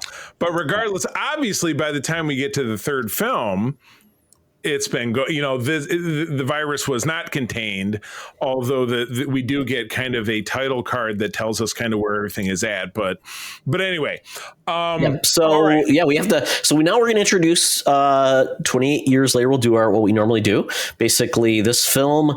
It's funny that when you look at the budgets, it went from 8 to 15 now to $75 million. Right. The tagline is a group of survivors on the rage virus lives on the small island. When one of the group leaves the island on mission to the mainland, he discovers secrets, wonders, and horrors that have mutated not only the infected but other survivors. We've got Jack O'Connell. We've got Aaron Taylor Johnson, Ralph Fiennes, Jodie Comer, Erin Kellyman. I don't remember who that was in the film. And she is, of course, she's Flag Smasher from Marvel, and she's what's her butt from Solo, whose name I'm forgetting. Emphas Ness. Yes. And then Alfie Williams playing the kid Spike in a great performance. So pretty impressive cast of a lot of mostly unknowns. So they didn't spend the money on actors. They spent it on kind of like setting the basically the premise of this movie. Now we're basically on this really interesting island that is separated except for a land bridge that high tide makes it go away and come up. And it's the real deal. And again, maybe Clint, you know about this because you've been over in England, even though it's the north, like the far northeastern, northwestern coast. It's this weird little island. The land bridge is a real thing. It's called Lairdman's. Damn, I should have saved a link, but it's a real deal. And right now, I think nobody really lives there, but it's this huge tourist attraction. But it's the same thing. The bridge raises and lowers that you can walk across it. So that part of it was real. But they make it more like, because this is more Scotland as opposed to England, but it is the same island, so it's kind of set within that. But yeah, this title card tells us that the rage virus has been jammed into coastal UK. And the rest of the world is fine, which April and I found fascinating. So other nations have created this cordon. So that leads me to think that's interesting. So we say the rest of the world is fine. So even though in the last film we saw crazies, but they must have fought them back. Yeah, it said that it pushed back from Europe or whatever. Because what's interesting in the second film is they do point out that these rage monsters still need to eat or they'll die, because the ones in England starved out. That's why they got England back, because the rage monsters aren't like Walking Dead zombies or zombies where they're just undead. These are just virus-infected, crazy, biological living people that can be killed by not eating. Until they can't find, although we did see, and we'll probably get into this, but basically we did see different versions of the rage monster. We got the bloated ones, which were kind of like creepers. Then we've got a certain one that we see towards the end of the film that looks like a certain person who looked more like a zombie because he was desiccated like on his last leg. So basically but that would be 28 years later. So I don't know how long it takes them to finally perish without eating, even though less than 28 weeks, because that's how they set up the other film. But you're right. So in the time that goes by, this 28 years, this virus has continued to mutate, but somehow the nations of the world, so NATO has managed to push anybody who's still infected back into just the British Isles. So that's the only place where infected are. And they have patrols from other NATO countries, so Switzerland, Sweden, France, probably other countries like that. So we do get kind of the world is okay, excluding this. Now, the way this movie opens up, it opens up in the past, and we are shown all of these children watching the Teletubbies, and I felt so horrible for these children because they're trying to be distracted while horrible things are happening. And you see these little kids and they are hating it, but they have to watch it, obviously, because they know what's going on, not hating the Teletubbies. Yeah, not hating the Teletubbies, but they know that when they're in this room trapped together, they have to just be quiet and not react to what's going around them. And this was a harrowing sequence again. Oh, big time. And we get introduced to this little boy who escapes, and he's given. And he goes to he basically escapes this house where they're overrun. And then he goes to a church and he finally gets in. And this pastor, it's like this father, this priest basically is welcoming in essentially the rapture. And he thinks it's these creatures are coming to get him. So he gets the rosary beads from the priest. And then you see this boy escape. And that's kind of then fast forward us to the new place where we're going to spend most of our time. It's so interesting because it threw me, because I immediately assumed, okay, well, time jumps forward, and this little boy grows up to be Aaron Taylor Johnson, and that is not correct. Well, we don't find that out until the very end of the movie, right? Yeah. But you're right. We jump forward in the future. So Jamie, who's played by Aaron Taylor Johnson, is married to Jodie Comer, who is Isla. She is Isla. And she's sickly. She's bedridden. We don't really know why. Her mind seems a little blue anytime she talks. And their son is Spike, and he's 12. And he seems like a scrappy young lad. But they live in this hunter-gatherer society where everyone has roles. They have the town meeting with the quilt, and this guy. Here's the different parts of our society. You're a fisherman, or you're a this, or you're a cobbler, or you're a blah, blah, blah. And so things have really kind of jumped backwards to, medieval times. That's basically what their world has turned into, but it becomes very interesting because it's just them. They're the kind of the people under the dome, the savage land, where they exist in this other pocket of reality. But all right, so Clint, take us through what's going on the island and what happens from there. I don't know. I have thoughts on the island. I think that, I don't know, after seeing a few shots and stuff, like they have like weird masks and stuff. And if you're looking at in the background, there's like weird masks. There's like different types of like flags and stuff. And I don't know. I feel like going further that like this island is going to be actually the bad people. I feel like I don't know, but yeah. So he takes the father there, Aaron Taylor Johnson, takes Spike out against the mothers. The mother doesn't want him out. He's too young. He's only 12. Should be 14 or 15 when they leave. So he takes them out and goes across that bridge. It's low tide. They come across the bloater or the feeder, whatever you want to call it. As they come across in a really disgusting way of eating worms and stuff. And it was very like the sound effects were very in your face type. And it tended to go on for a while. Yeah. Is that because they're well fed or just because they're so soggy with like moisture? I couldn't figure it out. I don't know. I'm not sure. I just got to ask at this point, why is literally every rage zombie, why are they all naked? What did I miss that nobody has a square clothes? Well, their clothes are going to get probably pulled off of them. Yeah, wear and tear, I guess. 20 years later, your clothes are probably not going to hold up. Our T-Public shirts didn't hold up for 2 months. But yeah, exactly. But it's like, assuming that these rage infected, we'll just call them infected, that these infected are still mortal beings and it's Scotland and it doesn't look like it's too hospitable weather. How are they running around with their ding dongs hanging out? Because, that alpha, by the way, holy cow, he was a substantial man. I had to cover my eyes. Yeah, that was the part of it. I was like, okay, well, it's an island. It's that UK climate, which I haven't been to the UK but once in my life, and it was a long time ago, and it was May in Ireland, and it still gets a little chilly. How are they not all dying of hypothermia, running around with their ding dongs hanging out? So that was my suspension of disbelief. How did cavemen survive? I guess that's the real question, right? If cavemen survived, that's what they kind of turned into, right? They had loincloths and they lived in caves, thus the name caveman. Well, the rage doesn't allow you to be probably proactive. They don't plan for the winter, Charlie. Yeah, they're not. Hang out at a pub, get drunk, and be angry like a frat boy. I don't know. Like Free Spirit, she's gonna show up. Yeah, she would take him down a notch. All right.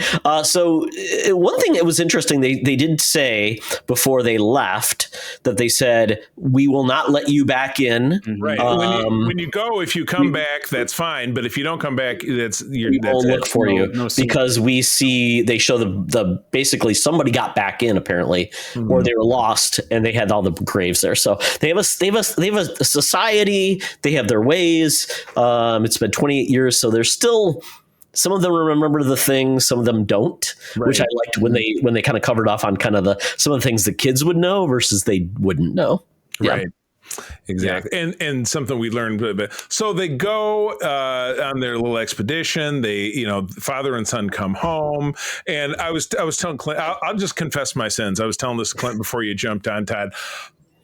We'd been out to dinner. I'd had a couple of beers. I wasn't feeling great. I slept for about 20 minutes and had to have April fill me in on what happened when they came back because I didn't remember the party. I didn't remember. You gotta eat after the movies from now on, Charlie. I think they'll keep you more focused. I'd been stuffing popcorn as well. I didn't remember Aaron Taylor Johnson hooking up with some random broad, and then the fact that the kid ran into it, and then I just woke up to Aaron Taylor Johnson smacking his kid. I'm like, what's going on? Then I was definitely awake. But yeah, that's what happened. So he witnessed all that, and then there's a fallout between father and son, and because the son confronts the dad on his stuff, and this leads to son and mom getting mom out of her sickbed, and she's all, "Oh, what's going on?" Blah, blah. Like she's you're getting ahead because essentially the boy knows mom's not right. Nobody knows what's going on with her. Yeah. She's come out and said, I have pain, and she kind of confuses people, like she's calling Spike dad, and then there's there must be a friend of the family. It's a friend of the family, I assume. The older guy. Is watching her when they're out at the pub, and he mentions Spike mentions to the old guy, "I saw fires, but I don't know what it was. Dad wouldn't tell me," and that's when Sam, I think is the guy's name, mentions Dr. Oh yeah, Dr. Ray Fiennes. That's all you need to know. Dr. Ray Fiennes. Okay, Dr. Flox, whatever we're going to call him. Basically, he is a doctor, but he will not tell him about what his dad saw when they saw it many years ago. Yeah. Spike confronts him now after he's mad about his dad, essentially thinking mom's going to die. And he even asked, is Rosa going to be my new mom? And he basically confronts him and said, Mom, he's a doctor. I heard about a doctor. Why wouldn't you mention it? And that leads into kind of like him feeling like I got to find help for mom and I'm going to go there. But we did get, we didn't talk about the alpha though. So basically at this point, when they were originally on the island, all this stuff happened. The kids were surviving. And then they see this character that looks like a caveman. Essentially at this point, they've reverted back to, Captain Caveman, or you call him. And man, no loincloth. Well, not only that, but they're apparently super strong. I mean, he can essentially remove people's heads from their body. Like a zombie predator. Headless with the spine hanging loose. So to jump things forward, yes. So at this point, Spike decides that he says, I'm taking my mom. We're going back and we're going to find Dr. Ray Fiennes. And he is this is spoilers, guys. We didn't do that. We typically have been doing spoilers after. You know what? It's going to be okay. So yes, spoilers. Thank you, Ed, to this time mark 122:59 or 123. So now, so Spike has taken his mom on this voyage, and we intercut with a group of soldiers being chased by rage monsters. And these guys are normal looking dudes, full tech gear, automatic weapons, and they get picked off one by one by these rage monsters until there's just one dude left who escapes, but then he stumbles upon Spike and Mom. And his name is Eric, and he's from... He's from Sweden. He's a Swedish, NATO, whatever.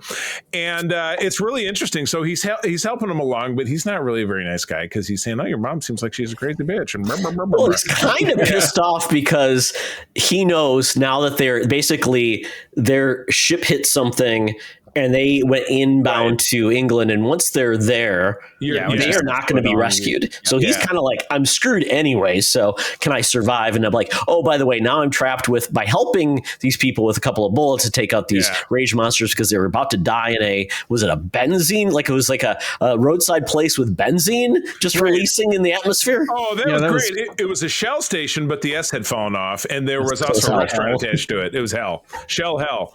Yeah. And he ends up saving them. And so, they're going along, but obviously Eric is not super psyched about it.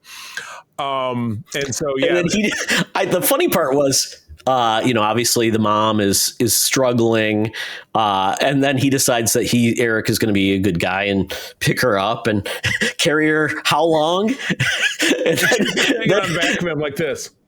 And then they're talking and they're going back and forth. And I did like this, the part I liked. Basically, Eric tries to explain a lot of stuff that are modern, like online and all these things, cell phones. He's like, oh, you probably don't have that either. Or you probably don't have that either. Oh, crap. Shows him the phone. It's like one bar and they said it's pictures. Then he shows him his girlfriend, which I thought was absolutely hilarious. And his girlfriend looks like... kind of like a Instagram model with exploded lips and, looks a certain way. He goes, what's wrong with her? Does she have an allergic reaction to shellfish or something? Yeah, exactly. The shellfish thing. So good. And then the phone dies. He's like, you little bastard. But so they're walking along. And so the next big set piece is they walk along to an abandoned train car where, Jodie Comer's out of it, but she walks in because she hears hunting and grunting, and there is a very naked woman who is having a baby by herself. And Jodie Comer's it's one of the rage monsters. Exactly. Infected. But Jodie Comer's Jodie Comer's out of it, but she's like, I will help you. So they push hands together. So the woman pushes and she pumps out this baby who at the first sight looks completely uninfected and everything is fine. Spike shows up, pulls out the little buck knife he's been carrying along and cuts the cord. Baby seems fine. But when Eric walks in, then the rage monster lady, after having the baby, then lurches forward and he blows her away. Not a big surprise. But then he's like, I have to kill this baby too because the baby is infected. So the baby is born now. And then the mother goes back into rage mode or whatever. So Eric blows her away. and then we get kind of like a story thing of what's been going on, because he says we can't let them keep breeding or breeding. So apparently either they're advancing or whatnot, but apparently the rage infected can now breed. So maybe that's why we're getting more. Right. Maybe they infect the babies and then they age, and maybe that's why the alpha was so mad. Yeah. But the Spike and the mom take the baby. Alpha comes along, kills Eric, and they run off. And that's when Gets a souvenir, right? Yeah. And that's where we meet Dr. Ray Fiennes, and basically he can put the rage people asleep with just some morphine and a blow dart and a few other things. Right. A little cocktail that he makes up, and he's just there. And I guess he named the Alpha Samson, which I thought was kind of funny. Yeah, right. But he's got that nice hair and that huge crane. Yeah. But also, like, if you can sedate them, like, I'm not really sure why he just didn't kill him. That was like, I don't know. Is he just a pacifist because he's a doctor and he doesn't kill anyone? Oh, he just knows how to just hide and do all those things. Is that what it is? Maybe. I mean, it could be. But yeah, to your point, they go back to his little camp, which ends up being kind of like remember the Burbs and what was in the basement? It kind of ends up being a little bit like that. But yeah, what's back at his camp? What did he say? Was it memoir? Well, Memento Mori. This came up in an episode of Star Trek recently. Remember the Dead. He says that to the kid, and from a distance, the kid does end up getting it out of the father. I believe that he saw the doctor with a bunch of bodies lined up and was burning them. Now he has. I was going to say, Clint, even the memory he has, he's waving at them like, please join me. I've labeled all these bodies. Like, he's like a kook. Right? Yeah, which, to be fair, I would be pretty scared, and I'm like, I'm not going back here for 15 years either. Yeah, right. But he's basically has towers of like bones, and in the middle he has all these skulls stacked up in a giant cone. And he tells Spike, it's like, these are the memories of the people that died from infected or from other things. And I was like, okay, cool, I can understand that, but you're definitely a kook for sure. Yeah, I think. What does he say? He bathes himself in iodine because he's that will keep me from getting infected. So he's a little bit weird. Right. Yes, a little odd.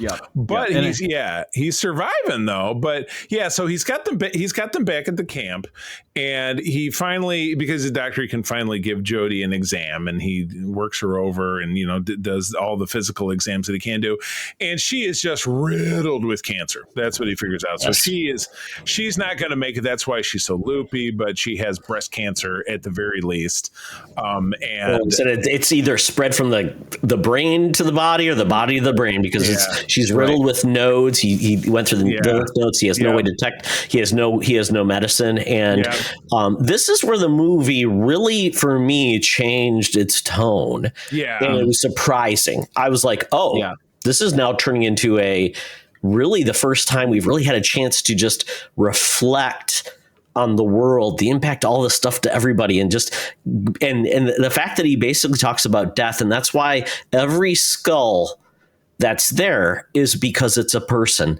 who, what they saw with these sockets, what they tasted with their mouth, and all these things, a memory. And he wants Spike because Eric is the first one that the doctor is basically, he's got a process that's why he has the fire. That's why he has the process to basically get the flesh off of the skulls and then take the skulls, clean them, and then place them as kind of a memory of each life that was lost. So in a lot of ways, it was very... wow, it was like, I did not expect this from the series, and it was really heart touching. But obviously for some people that's probably not what they wanted from this movie. But for me and Spike, what he was going through as a young man and trying to find his way, and for me it was like, wow, I did not expect it. It was a huge surprise, and I enjoyed this bit, but obviously some people will not. Well, it's definitely on the fringe. And so as you can imagine, this is going to be the end of the road for Mom.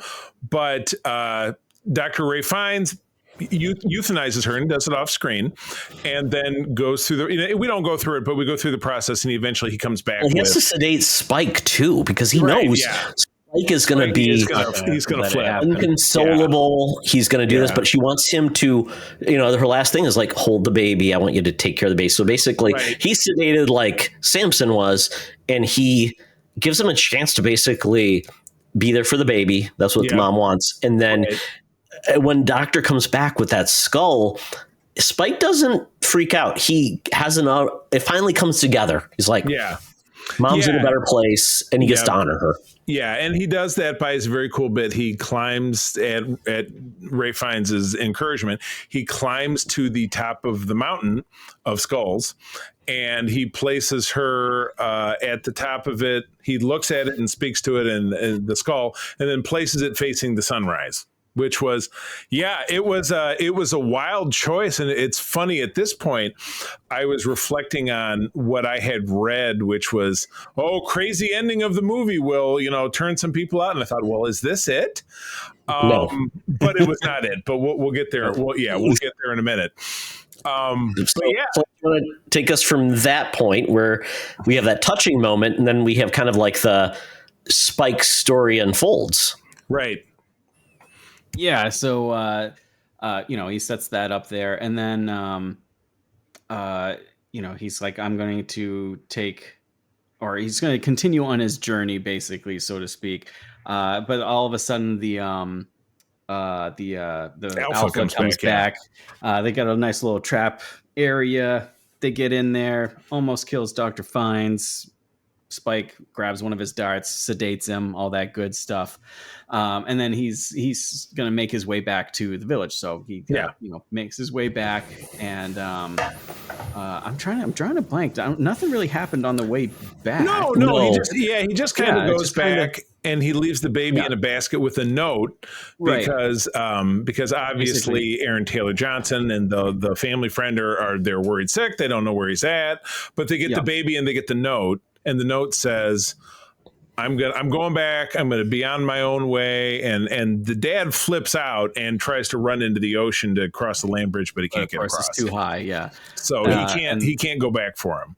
I was worried that he was going to travel with the baby. I'm like, what are you going to do with the baby? But I'm glad the baby in the basket went there. Yeah, I was glad. And I'm sure because in the note, he's like, I'm going to name the baby Isla. I'm pretty sure in the second it's more of the village is going to be happening, and I think Isla is going to play a bigger role as she grows up, maybe. But because they may jump us forward quite a bit. So, but they might, as you said, now we're back following Spike as he voyages. He says, "I want to walk till I can't see the ocean anymore," which is going to suck because he'll just get to the other side of England. Then what's he going to do? You're on an island, bud. It's going to be Scotland. Wait, there's more ocean. Island. He's going to be like Forrest Gump.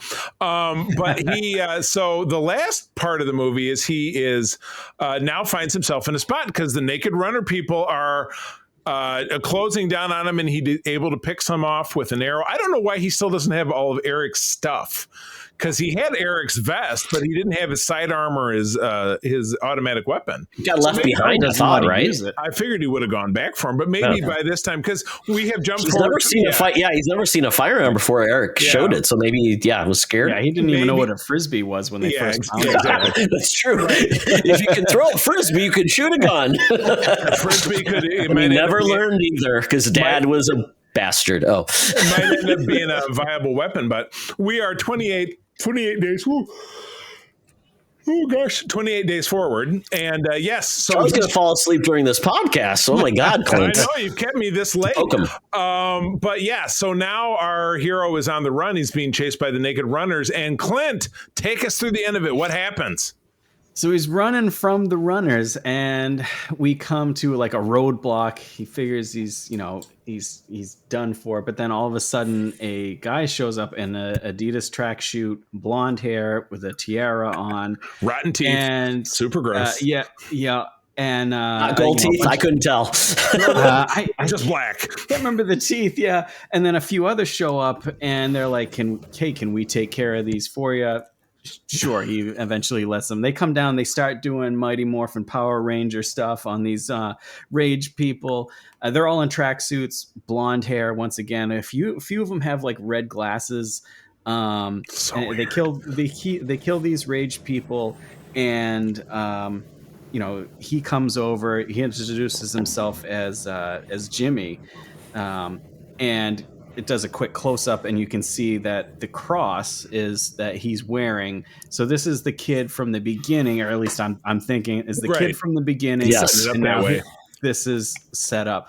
So my take on this is that, of course, they've all been shut off, and the last thing he was watching was like Teletubbies. So you figure, that's all Power Rangers. I didn't make the connection. God. Didn't make the connection. So the Power Rangers. So that's like how they learned to fight was Power Rangers and stuff, because that's what they remember. But the other thing is the way they're dressed, their tracksuit, their blonde hair. Back when the original 28 Days, it started in 2001. So it's set in that year. So you figure their electronics and everything, radio was cut off at that point. There was a media icon type of thing, or like what do they call them? Inspiration people that was basically on the radio, and his name was Jimmy Seville, and that's what he looked like. Jimmy Seville. I think he was a host. Yeah, a blonde hair. So I think as I was thinking of grew up, DLG like, too. That's what they look. LG would be even better. Exactly right.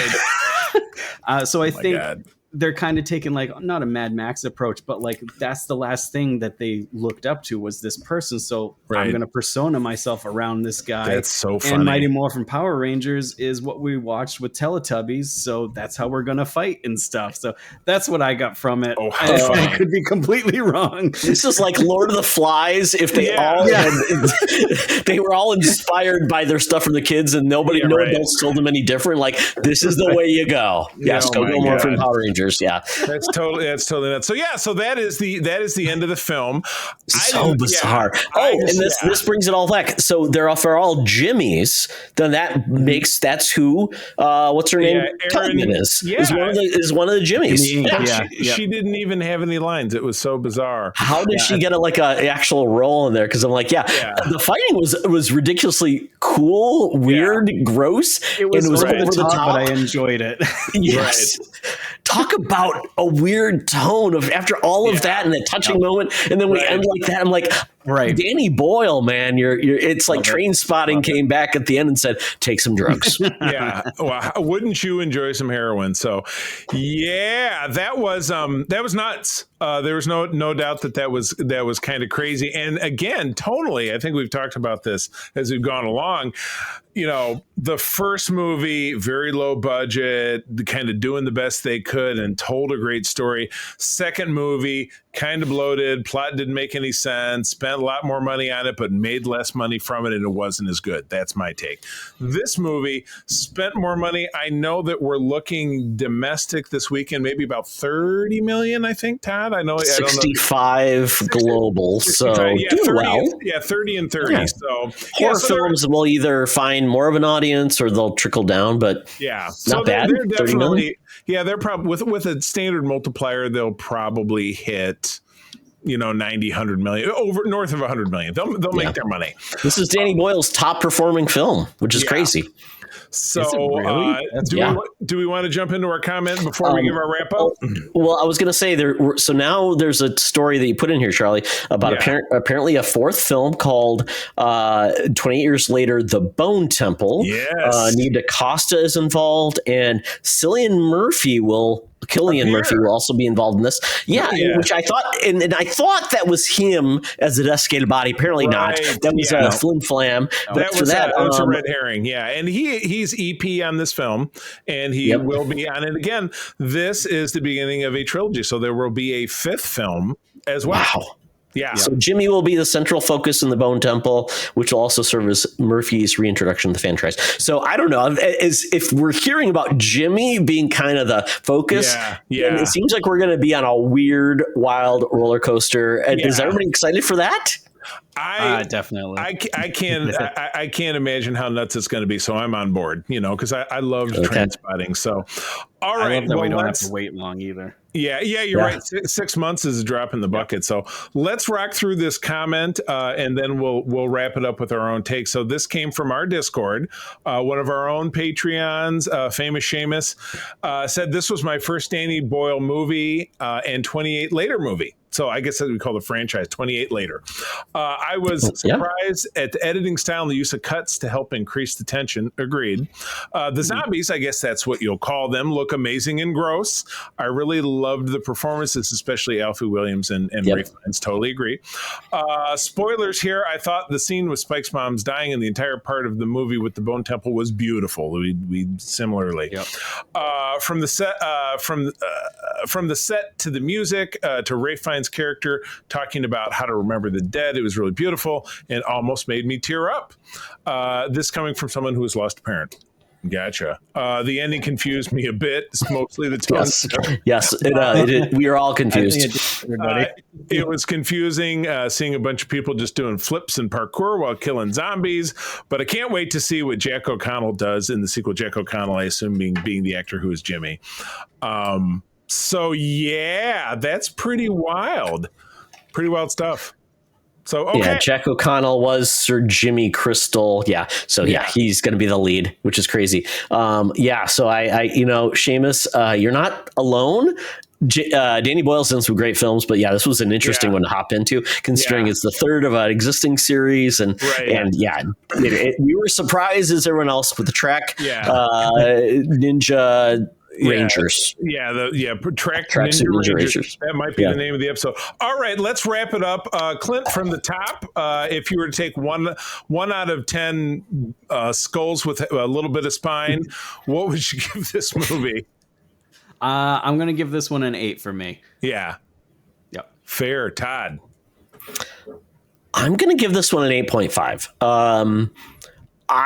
While I thought the ending of the movie was fun, it just took me kind of out of the moment, which maybe that's the whole point, is to make you feel like maybe there's hope, because you got this group of super rangers that are going to save the UK. Should make me feel good. So maybe so 8.5. I'm a little conflicted, but you know what? Maybe we're getting some. The Jimmy Force is happening. I'll go 7.5 on this. Yeah, I was really weirded out by the parkour Ninja Rangers, and then I don't know why all the rage monsters had to be naked running around. I thought that was a weird detail that again, it makes no sense if they're mortal, but then again, maybe with all the mutations, not that I have a problem with nudity. They're getting really hairy, Charlie, so I think they're going to be okay. Yeah, I was going to say maybe the range keeps their blood warm too. They don't die because of the cold. Yeah, maybe they don't get cold, but I thought that was just a weird detail, but whatever. But anyway, very enjoyable. Absolutely. The third. They were also really dirty, Charlie. You don't like dirty people. No, I don't know. But remember about the medieval, if everybody stinks, nobody stinks. But yeah, I agree with Famous Seamus. Definitely that third act with the boneyard and everything was absolutely terrific. So, well, cool. Well, that's it, gang. So Clint, oh my God. Thanks for being here. The voice of reason when it comes to horror. Where do people find you out there on the socials? Everybody can find me at just type in Spreading the Nerd over at Blue Sky or Threads. I'll be there. Rock and roll. And also YouTube as well. The YouTube. Todd's favorite. You dropped the Ryuketsu? It's so catchy. I'm still on there, but I'm trying to move everything into Spreading the Nerd. So makes sense. I did the same thing with my handle. It helps. So Todd, lover of YouTube, where do people find you? Lover of YouTube, apparently. Let's see. Well, you can go to our YouTube channel, Secret Friends Unite at YouTube, and then you can go to Blue Skies and follow me at Todd Oxtra. I've reclaimed the full name, and also Secret Friends Unite with dots on the Blue Sky. Check us out there. Also on Threads, T Oxtra at Secret Friends Unite as well, but I'm barely there. Barely. Well, I try to shop myself around to what I consider the big three: Blue Sky, Threads, and Instagram. I am at the C3, TheCeeThree, but mostly Secret Friends Unite Discord. That's where we're having those fun geeky conversations about pop culture. If you're not there, jump on in there, try to find it. If you can't find us, drop us a note. We will invite you because we'd love to have you there. But that's the show, friends. Thanks for tuning in. I'm going to tell you, as always, that sharing is caring and to keep on trucking. Be the hero, not the villain. In a truck. Go, go, Tracksuit Rangers! This podcast is part of the Secret Friends Unite podcasting network, available on Apple Podcasts, Spotify, and podcast services around the galaxy, as well as video on our YouTube channel. You can support Secret Friends Unite by becoming a Patreon member, get bonus programs and more over at patreon.com/secretfriendsunite. Join our Discord community for even more discussions on all things geek. For all the latest updates on Secret Friends Unite, make sure to follow us on Threads at secret.friends.unite and visit secretfriendsunite.com. Find our merchandise at TeePublic and Redbubble. Thanks for listening, and may the Force live long and prosper.